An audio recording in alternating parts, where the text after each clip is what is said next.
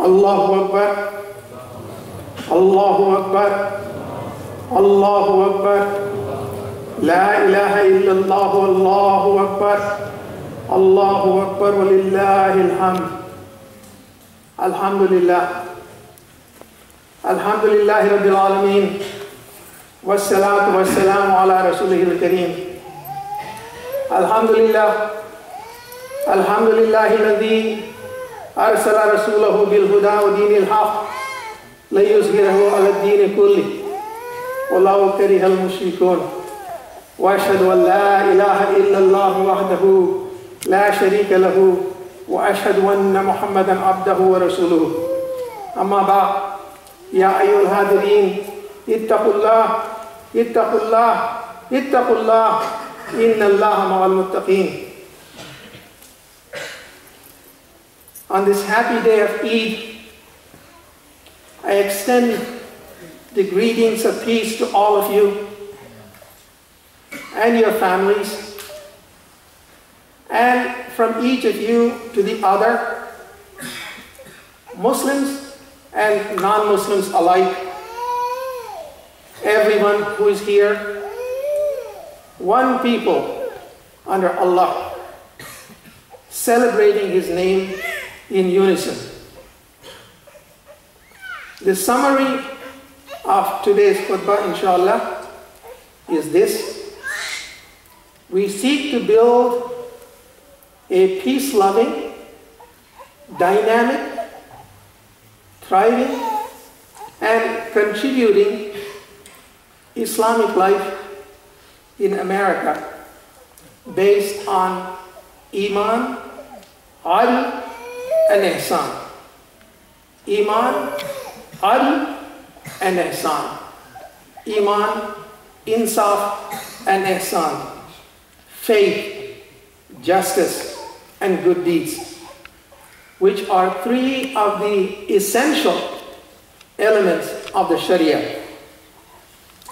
The 10th century scholar, Imam Tirmidhi, wrote, Allah has indeed favored us with the Quran, which is His boundless ocean. He has filled it with the gems of subtleties and made it a treasure of His grace. Blessed is the man or the woman to whom Allah grants openly and in secret some of the wisdoms which are in it. The Quran has an inner dimension and an outer dimension. The inner dimension reveals the majesty and bounty of Allah subhanahu wa ta'ala. The outer dimension provides guidance so that humankind may attain its noble destiny and return to the divine fold.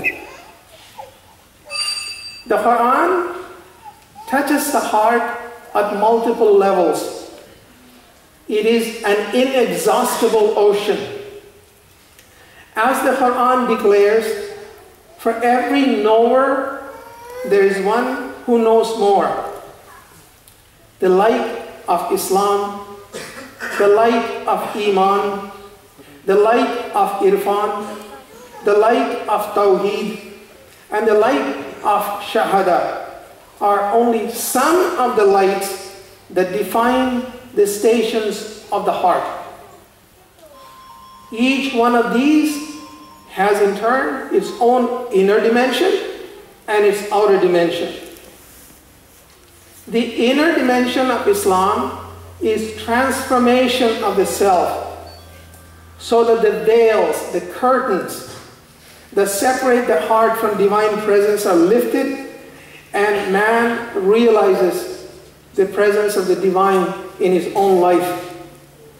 Islam also has an outer dimension that finds its fulfillment in space and time, and that is the Sharia. This khutbah, inshallah, is about the Sharia, a term that is much misunderstood and maligned in the world today. In America, there are those who fan the flames of Islamophobia by insinuating that Muslims seek to impose the Sharia law upon the United States. There is an entire industry, well-financed by interested parties with their own agendas, that churns out misrepresentation and misinterpretation of the Sharia. These are times of trial. Every trial is a sign from Allah subhanahu wa ta'ala, so that we learn something from it and grow with it. Every challenge is an opportunity. The oncoming battle of the Sharia, which we cannot avoid, gives us an opportunity to learn the Quran, understand the Sharia, comprehend its inner and outer dimensions, and apply it with wisdom to our own surroundings. The root word for Sharia is shara'a, which means a commandment, a prescription, a regulation, a covenant. It can also mean a path, an avenue. Sharia is the evidence of Allah subhanahu wa ta'ala to His creation, so that through it, mankind may reinforce its faith in the Almighty. Sharia is also the compassion and love of Allah, through which Allah subhanahu wa ta'ala reveals His works to His creation. As such, its embrace is all-inclusive. It includes all of creation. Allah declares this in the Quran, I will show you my signs on the horizon and within your own souls until you have certainty of faith. On the horizon means nature and history. There are signs in nature. Those with insight and intellect read these signs and benefit from them. All of Allah's creation follows the laws of the Sharia. The sun rises from the east. That is Sharia. The moon revolves around the earth. That is Sharia. The stars in the heavens and the far-off galaxies swim in their own orbits. That is Sharia. Even as I speak, there is a star somewhere in a distant universe that is being gobbled up by a black hole. That is also Sharia. The Quran teaches us, and the sun and the moon move in mathematically predictable orbits. And the heavens has He raised high and established a dynamic balance therein, so that you do not violate that balance in your own life. وَالسَّمَاءَ رَفَعَهَا وَوَضَعَ الْمِيزَانَ أَلَّا تَطْغَوْا فِي الْمِيزَانِ. Thus, science, from the point of view of Sharia, is a servant of faith. The laws of nature are subject to man's understanding. Man is enjoined to interact with nature, reflect upon it, understand it, and use the lessons learned to discharge his responsibility as the Khalifa of Allah subhanahu wa ta'ala on earth. Thus, science is a servant of faith. The laws of nature are subject to human understanding. On the horizon also means history. History is a sign from Allah subhanahu wa ta'ala, whether it is events that happened 1,000 years ago or the events that are happening in today's world. These are signs from Allah subhanahu wa ta'ala. History is a sign from Allah, and it should be taught as such in our schools. It teaches us something of the past so that we may use it to guide us to chart a course for the future. Those who heed the lessons of history prosper. Those who disregard the lessons of history perish. Allah subhanahu wa ta'ala teaches us in the Quran, travel through the earth and witness yourselves what was the end of those who did not believe.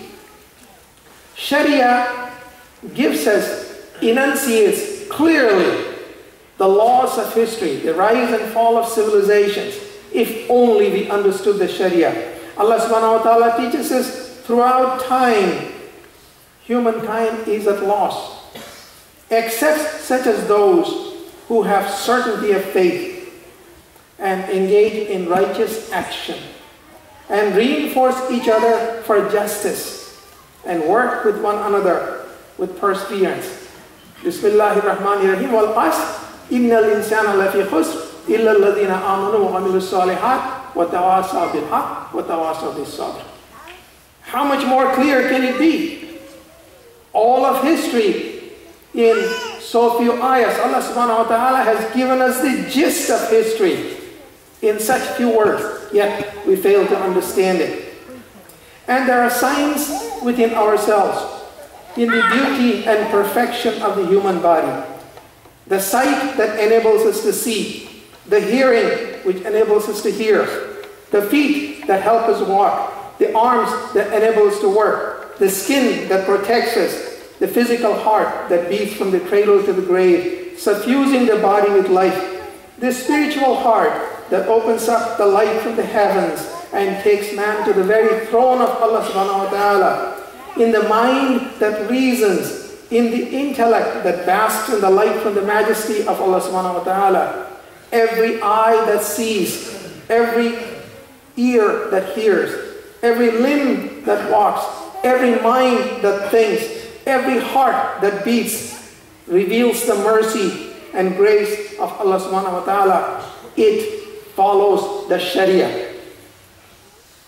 It is unfortunate that Muslims themselves are oblivious to the universal, all-embracing dimensions of the Sharia and have reduced it to a set of do's and don'ts, to the lengths of mustaches and beards, which, important as they are, in no way embrace the omnipresence and omnipotence of the grace of Allah subhanahu wa ta'ala, which embraces all of creation. Failure to comprehend the universal dimension of the Sharia has caused the Muslims to get away from the study of science